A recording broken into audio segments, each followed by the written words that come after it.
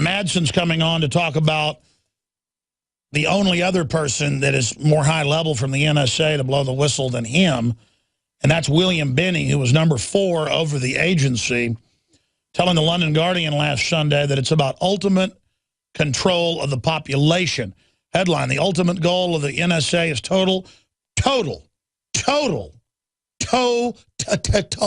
totalitarian, total population control.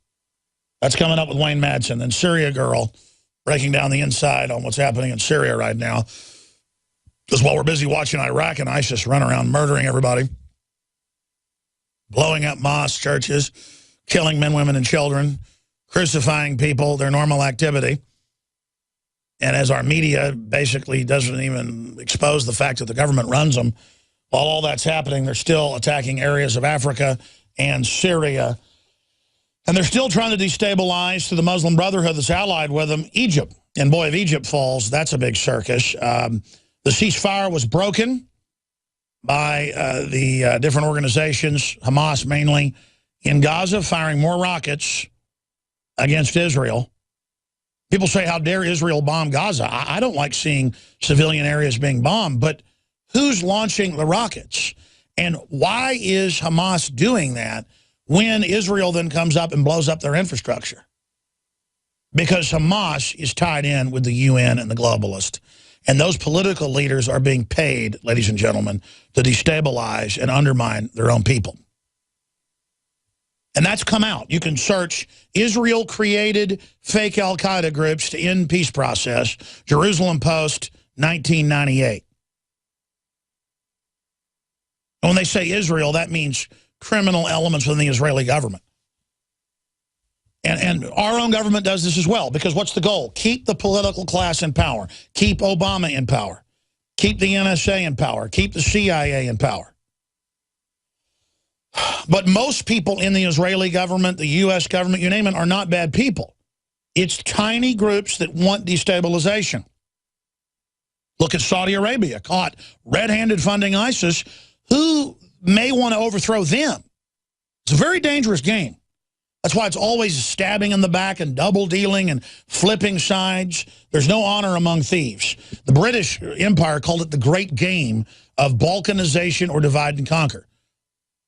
Literally hundreds of textbooks from the 1700s on until the 60s that are public, go look it up, were written for technocrats of the British Empire to understand this. And books have been written here, like Tragedy and Hope, that we sell back in print.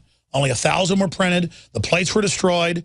Patriots reverse engineered it, fought the lawsuits, and reprinted it, and we have it. 1,100 pages long, Tragedy and Hope. Carol Quigley, head of Georgetown Political Science, admitting everything I just told you. Brzezinski's written 5 books telling you everything I just told you, because it's meant for the elite. They think you're so stupid, you'll never read The Anglo-American Establishment or Tragedy and Hope by Carol Quigley. You'll never read The Technotronic Era, written in the 70s by Zbigniew Brzezinski. You read that little 250-page book, it all came true. Because Zbigniew Brzezinski is one of about 5 master technicians of the technocracy that we know of, who literally were given the full Rothschild, Rockefeller, legate, imperial, governor power to chart our world. Government running narcotics, government breaking up the family, government weather control. It's all in his book. When did he write Technotronic Era? Technotronic Age? I forget. I read it when I was like 14.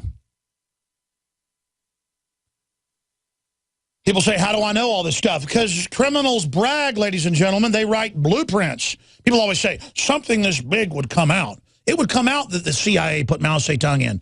Declassified. It would come out that our government's behind al-Qaeda. Public.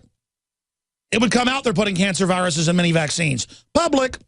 It would come out fluoride lowers IQ and causes cancer. Harvard Medical Journal. Public. Last year. Public. It's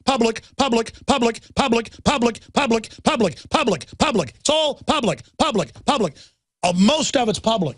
What we know is so off the charts that I don't even want to imagine what else these people are up to. And all they're doing is battling with each other in the Fortune 100 and the governing class, battling with each other to try to get control of the levers. We're not even in the game now. And all I'm trying to do is get the public to get in the game.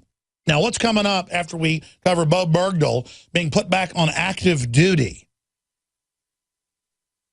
I'm going to talk about that in a moment, and then we're going to get to this breaking news with Joe Biggs, a new special report he's put out. But then coming up, U.S. government editing Wikipedia to smear independent media, caught red-handed saying I'm a Russian agent with no proof on the website directly from Capitol Hill.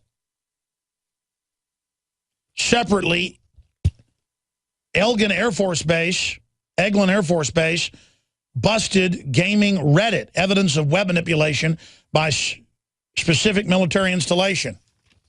Here's another one, Snowden files, manipulating polls, netting from LinkedIn, YouTube, and GCHQ, bag of tricks. That's in England. Just gaming everything. That's what they do. It's called sock puppets. That's who attacks us. Snowden files. It's all coming out. And the Pentagon announced about a year ago they're going to be involved in psyops against the American people openly. That means paying off local media, paying off bloggers. You're going to see a lot of turncoating going on right now. It's getting to be a very dangerous situation as they enter the final phase trying to take this country down. Now, what's really big news is this special report we're about to play.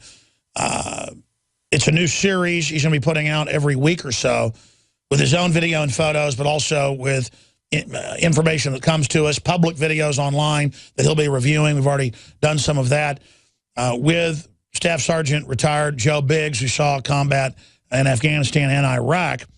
And he's here with us today. Of course, he came to our attention, not just from those articles a few years ago, but he was also good friends with Michael Hastings, who was clearly killed. The evidence is overwhelming. And himself was probably a CIA cutout. Certainly his wife worked at the National Security Council in the Star Chamber secret meetings. And I mean, just give me a break, folks. It's off the charts. I mean, that is the government. And he helped expose all that. So he now works here in Austin, moved down here from the Carolinas, and he's going to start this new report. But just a few minutes on Bergdahl. I mean, for those that don't know, explain to people. I mean, you don't just end up a couple years with Taliban, Al-Qaeda, and then a month after you're back, no one can talk to you because you're mentally ill, or you can't even talk. But now you're back on active duty. What do you think this was all about, Joe Biggs? I mean, he definitely had to be some kind of CIA asset. I mean, to stay with the Haqqani network for as long as he did, without getting his head cut off, without being physically tortured, they're saying that he is, but clearly you can see when he gets off that helicopter and he's brought into U.S. custody, he's walking around fine. He's standing up on his own. And the story didn't fit. He walked off and said, I'm leaving, and went and joined him. Yeah, that's what every soldier in his unit said, that he left a note, he walked off, and he had intent to contact Taliban who spoke English and go and live with them. He was an infiltrator, and this was all announced 2 days after the CIA section chief's cover was blown in Kabul. Yes, exactly. That was the reason why it was important to get him out of there. I mean, he wasn't in danger. Why wasn't he in danger those whole, nearly 5 years he was over there? If he was in such bad condition, why didn't they get him out before? It's clearly, too, also another way for them to cover that VA scandal that was hitting them so hard. Congressman Mick Mulvaney out of South Carolina said that there's an email going around, and I read this in an article on the internet the other day that said, from the White House, VA scandal is killing us, and we need to move on the Bergdahl trade without going through Congress. So clearly, like you said, the video that we made a while back saying that the Bo Bergdahl situation was a distraction from the VA, this whole thing is just one big, nothing adds up at all whatsoever. I think that was the Washington Examiner had that, Yeah, that and Politichicks, a few other ones. What else you got on this? But, I mean, one of the things, too, was everyone says he deserted. Everyone in that unit. So how... And you called me on a Saturday, and I said, don't go with it. Yeah. That you got guys that were in the unit with him. Yeah. And they said it was all staged. And I said, well, let's just not go with your buddies yet. I'm sure you're right. Let's wait till Monday. And now it's everywhere. Everyone knows these guys have all come out and told their stories. And yet there's still this investigation to find out if he is a deserter or truly a POW. And if they find him to be a POW, in which they probably will, because it's better to have that kind of story, he'll get $350,000 of our dollars tax-free. And he's going to be, like you said, he's returned to active duty, and he'll have some desk job somewhere. Does anyone believe that if he'd really been under Al-Qaeda, Taliban, Haqqani network control... He wouldn't be alive. Or much less, they would just let him out in the public now a month later. I mean, give me a break. Yeah, it doesn't add up. I mean, to be with those guys were bad, hardened criminals. Like I said, they were the Sopranos of Afghanistan. They don't play around. You know, they weren't going to keep him around for that long. There had to be some kind of inside thing going on. He had them deep undercover. We were working with them. Well, we know all those groups are heavily infiltrated by criminal rogue networks in the highest levels of intelligence agencies, actually funding the leadership of Taliban, of Al-Qaeda, of Haqqani in all these double deals, opium dealing, you name it, the brother of Karzai, all of this is going on. And so there are real terrorists, real groups that attack, but generally they're being given funding and support from the military-industrial complex globally. It's bigger than the U.S. that needs to keep these conflicts going, but then they always allow Al-Qaeda and Taliban leaders to escape, a.k.a. the airlift of evil, in November of 2001, where 40-plus thousand Al-Qaeda and Taliban leaders were flown out on C-130s out of Kandahar into Pakistan and paid in gold bars.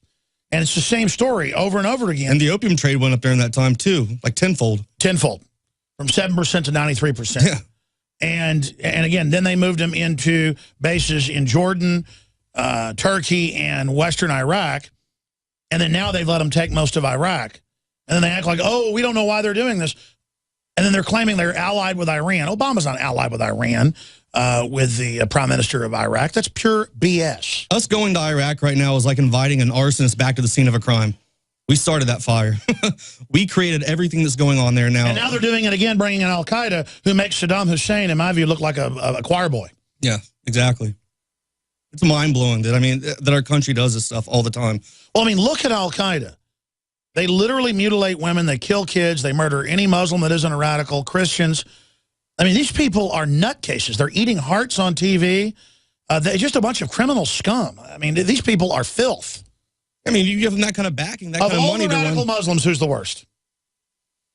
Taliban, by far. Taliban. Well, that's Al-Qaeda. Yeah, but those guys they're so organized because we've given them the training. We train them.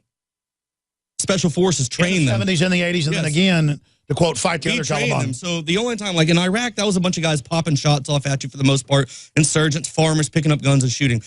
In Afghanistan, those were well-coordinated attacks. They had the weapons. They had funding. They could get passports. It was crazy to see the amount of force they had when they would come at you. Now, you were blown up in Afghanistan and Iraq in armored vehicles, right? Indeed. Iraq was pretty nuts, though, that time. One of the times, yeah. Because didn't you get blown up by an ID, and then the Special Forces dug you out, and then you got hit again? Yeah. That was in Samarra, Iraq. That was one of the holiest cities in Iraq, just above Tikrit. What happened then? I was coming over a bridge, and I remember we had been stopped that night prior. We were doing a convoy security route down MSR Tampa from Mosul, from Tikrit down to Balad. And we got stopped because a convoy in front of us got blown up. So we're waiting all night, and you can't do anything. You're stuck on the road. Everyone's pulling security. You're doing your 5s and 25s where you look 5 feet out and then look another 25 feet out to make sure there's no IEDs or bombs anywhere around your vehicle. And we're sitting there, the night goes through and the sun starts coming up, and they finally get that accident cleared up out of the way. People are taken to the hospital, and we're free to go. So we're driving down the road, and I remember coming over this bridge. It's the Samarra bypass right over the river. And I remember going, it was the last thing I had, Metallica Fuel was on in my ear. And I'm sitting there driving over the bridge, and I remember going, that looks like a, and just this huge explosion, and everything slowed down. And I remember seeing a piece of paper like float right past my face, and then everything sped up, and we were just rocking back and forth, flipping down the road. The tires were gone. My commander was about almost a quarter mile, half a mile back in the convoy between fuel trucks. And he said the tires blew past him in midair. I mean, it was chaos and screaming, and I had blood coming out of my head. I'm throwing up blood. And all I remember is sitting there laying there as a vehicle starts catching on fire, banging on the panels, and they're like ripping them off, trying to get us out before we burn to death. It was... and then you said you got hit again right there. Yeah. What happened next? Well, after we got pulled out, Special Forces from a compound called Brassfield Moor came and got us. and put me in a Humvee, and they start trying to drive me to the hospital real quick, and then woof, another explosion right down the road, maybe about a mile down the road and around a corner to the right. It was just horrible. I remember laying outside of that Humvee, and I put my back against a tire, and I just remember looking up the sky and going like, you know what, this is it. Like, I'm not going to live past this day again. And now, how many months have you been waiting to get into the VA coughing up blood every night? I mean, technically, it's been about a year, but since I've been here with the new VA, it's been since April since I moved here. You know the illegals are getting instant health care. Yeah. And that's what pisses me off when we go out there and we talk to these people, and they're, you know, it's for the kids, it's for the kids. Come on. You know, when you have a boat that can only hold 10 people and you add 20, it's going to sink. We need to take care of what we have here before our country sinks, and it's sinking. I mean, there's a lot of people out there, I mean, that don't get help at all whatsoever. They're 10 times worse than I am that still don't get help. Joe, we're going to come back with your report in this next segment. In 30 seconds, tell folks about it. The video coming up is a time when I was in Afghanistan. We got called to search what we believe to be an IED-making facility. When we got there, it turned out to be a lot more. And you'll see what that is in the video. Here is the first installment, the premiere of the first episode of hard-hitting news coverage of wars and conflicts on the front lines, in the trenches, with Staff Sergeant Retired Joe Biggs.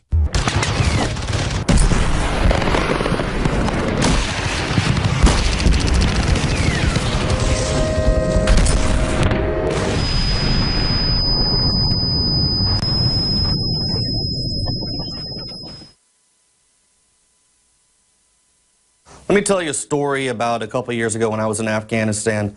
The unit I was with, we got a call from our commanding unit back in Salerno, Afghanistan, and they had intel on what they thought was going to be a possible IED making facility.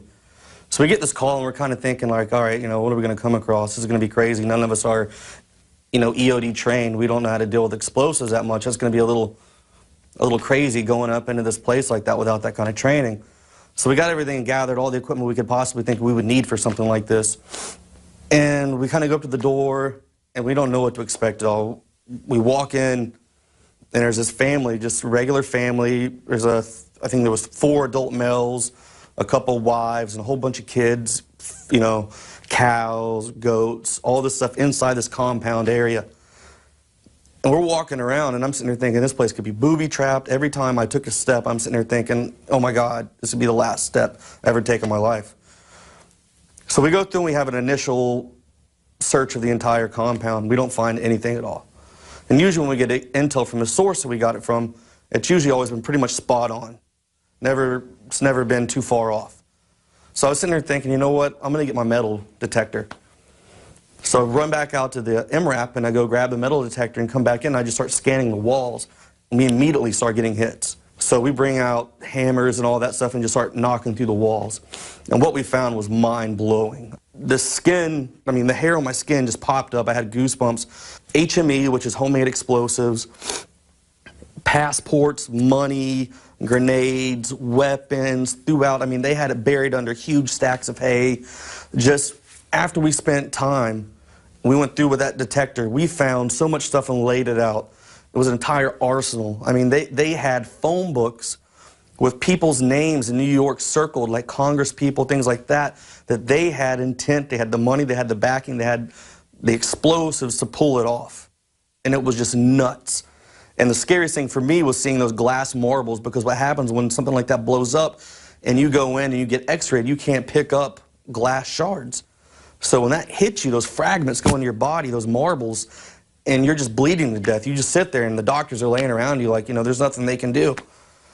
And just to see what they had in the plan, you know, it wasn't just an IED making facility. These guys were planning on doing something over here in America. So for all these people that think that a lot of this stuff's made up, I mean, it's real. The threat is out there. There's people out there who hate us, who want us killed. You know, I know we funded Taliban back in the day. Let's remember here, the people we are fighting today, we funded. But these were Taliban guys that had money to do it, and they had the motivation to get all that stuff and spend that much time hiding that stuff in their compound, putting up these huge fake walls, holding all their stuff. I wake up in the middle of the night sometimes just sitting there thinking like, oh my God, like if we wouldn't have stopped that from happening, that could have been another big incident here on our home turf. And I'm just glad that we got the intel we did to be able to go out there and stop that from happening.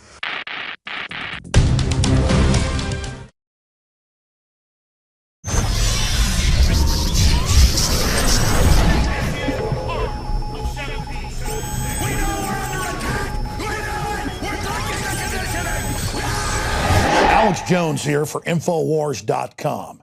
We're going to be intensifying our efforts to awaken free humanity to the scourge of the globalist in the month of July. And starting this July 4th, we are going to slash prices in a celebration of true Americana, the Bill of Rights, the Constitution, and the Declaration of Independence on all of the Made in America products that you will find at madein1776.com or InfoWarsStore.com. We're talking about Made in America belt buckles in brass and nickeled brass that state it loud and proud. Molon Labe. That's why we have the best-selling Made in America men's and women's Molon Labe Infowars.com shirts. Ladies and gentlemen, this is a win-win.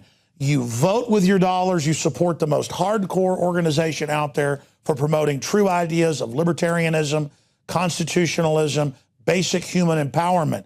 But more importantly, you get T-shirts and belt buckles so you can meet like-minded people. So you have a conversation starter with friends and family and coworkers. We are reaching out to each other.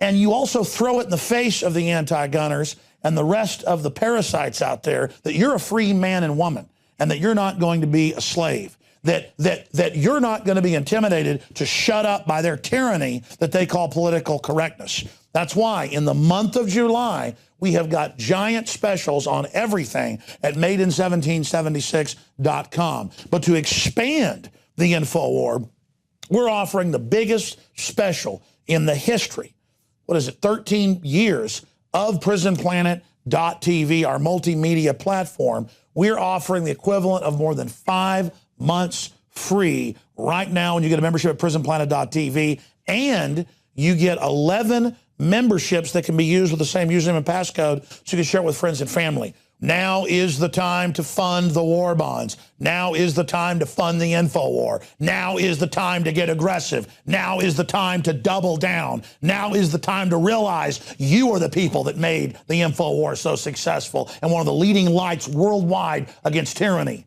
You don't stand behind us, you stand right beside us, and I salute all of you on this July 4th, 2014, and going forward in the month of July and onward. This is about freedom worldwide and that desire for human dignity and self-determination that beats in the human breast. We are brothers and sisters together in the true spirit of liberty and the animating contest of liberty. And so I quote in closing the great Thomas Jefferson that I have sworn on the altar of God resistance against every form of tyranny. And never forget, if you are watching or listening to this transmission, you are the resistance.